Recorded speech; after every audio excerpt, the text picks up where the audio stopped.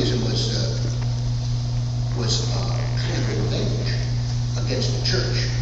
It was a way of me saying, this is, I'm going to show you, you did all this to me when I was a child, and now I'm going to, this is my thumb in your eye. I'm not going to believe in anything. But I always had down inside me doubts that maybe in fact there might be something. And then I was telling Curtis this when we were at lunch. Oddly enough, just recently, my little dog, he was arrested. I love West Highland Terriers. He was my best buddy. He was 15 years old, and I love this dog beyond anything in the world.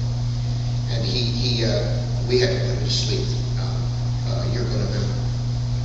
And after we had the vet come to our house, and as his little body lay on his dog bed there, and I was keening pain, I was howling with grief. And I was looking at his little body, and I thought to myself, I can believe in the nothingness of God, and I can believe in the nothingness of afterlife, but I cannot believe in the nothingness of this little dog. And I began to think, well, maybe. Oh, and I remember I walked out and I said to the vet, "Where is he then?" And the vet said to me, "He's in heaven." And no, it just choked me up and everything like that. But I began to think that I began to entertain the possibility that maybe his spirit and my spirit and your spirit and all our spirits not just live in the memory of others who are still alive, but in fact are somewhere else. And I don't know where, and I don't know how, but I began to entertain that. So I am no longer an atheist. I am now an agnostic. It's quite a move there, yeah. And in fact, I do pray at night. I pray to someone I call the Great Spirit. I don't know who it is. It's a Native American term, an Indian Native American term. I remember I used to be scared of flying, and somebody said, well, the Native Americans have the saying, Great Spirit, keep your hand under us. So that's where I got the Great Spirit from. And so I'm an agnostic who prays, so I don't know what that means. You tell me, this is your bailiwick. Actually, Rick Berman is the Great Spirit. I don't know if they told you that. I didn't know that. No, and part of the challenge of being a pastor, and by the way, we're talking about this, you're speaking to an ex-atheist, so the spiritual journey can take you some very strange, unanticipated, in ways, very dangerous places. You let it do that to you. But as a pastor, I'm very much aware that people in the pews bring with them a preconception of the afterlife. Ask a lot of Christians, what happens when you die? Well, you go to heaven, and there are these wonderful gates made out of pearls. Streets are paved with gold. Angels are playing. Harps. For me, it's an Eternal Hendrix concert.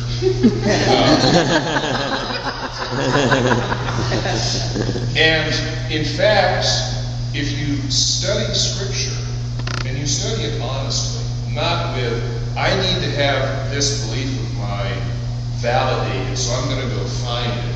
But if you study what Jesus said, what Paul said, on and on and on, there is no justification for that image of the afterlife. In Scripture, it is not nearly as well developed as I think people want it to be. And I think it's that anxiety of, I've got to know where I'm going, or there's no point in making the journey, whether they will articulate it that way or not.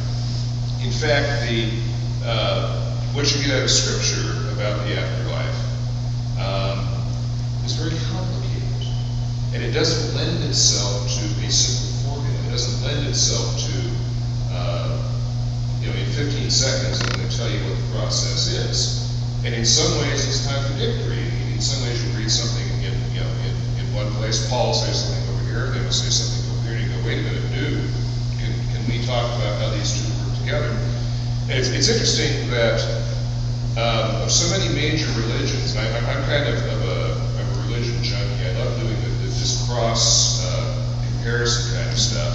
In fact, Christianity has one of the least detailed and developed views of the afterlife. Once you take it apart, once you look at it honestly, we're not talking about the popular, what we call the gut theology. Gut theology is, what do you really believe when the chips are down? Right.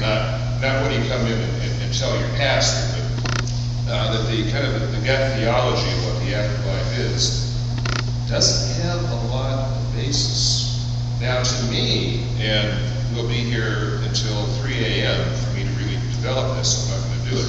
For me, what is really there is far more fascinating than the kind of popular, mythology about it. To me, it's a lot more interesting afterlife than I would like the Hendrix concert. But anyway, and going to someplace where everything is just cool, and because part of what it means to be human, and this is what this series is about, is looking at what it means to be human and looking at it through the lens of Star Trek.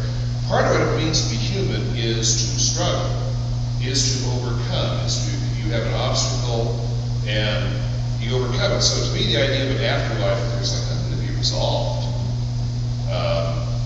This is where the phrase "dinner in heaven on a Saturday night" comes from, I think, because it wouldn't be an interesting place. I'm much more drawn to this idea of an afterlife where there is still something left to be learned. There is still something left to struggle with. And again, it would take me so long to develop that properly. I don't want to take time to do that here. But it seems that nearly every culture has an afterlife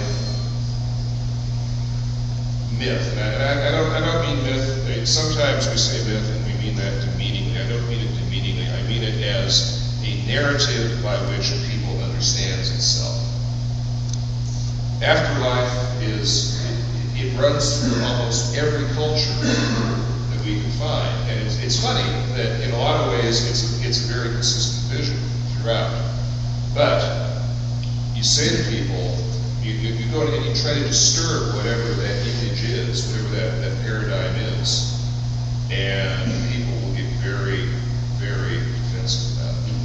They don't want to think about it. I don't blame them. It's very difficult to think about this. So Neelix struggling with the afterlife. I mean, this is why Mortal Coil is like on my top 5 all-time Star Trek, because Brian Fuller and Neelix take us to this very fundamental human struggle. So, and I would also take, in the context of the afterlife, the issue of doubt.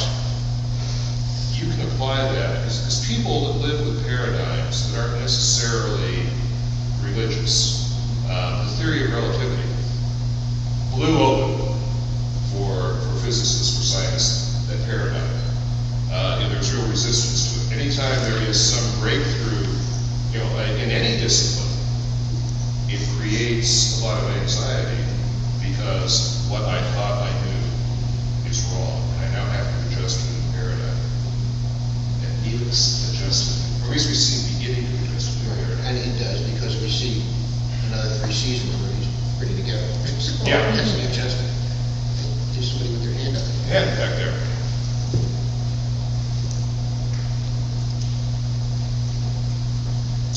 So did this episode cause you personally to think about your own faith in a serious way, or any of the cast members? Was there discussion on the set? No. In the making of a television show, if it had been this may seem strange, if it had been a piece of theater, we would have talked endlessly about